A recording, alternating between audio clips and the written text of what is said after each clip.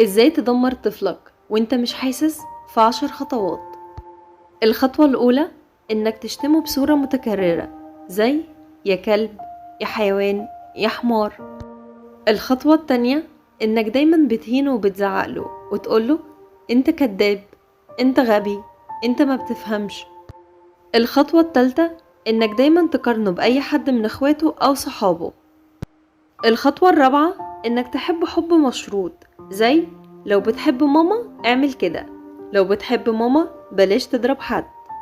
الخطوة الخامسة انك تحبطه بصورة متكررة زي تقريبا انا كل يوم بقولك نفس الكلام، انت ما بتتغيرش خالص، انت بتتدخل في اللي مالكش فيه ليه.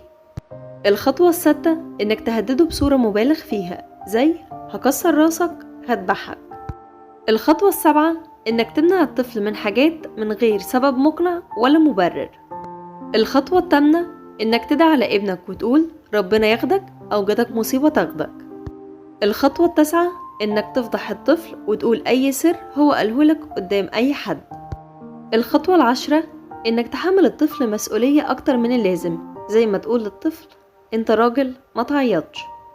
كل اللي فات ده ليه تأثير سلبي على نفسية الطفل، علشان كده لازم نبتعد عنه فورا وما نكونش احنا الشخص اللي بيبني ويهدم في نفس الوقت.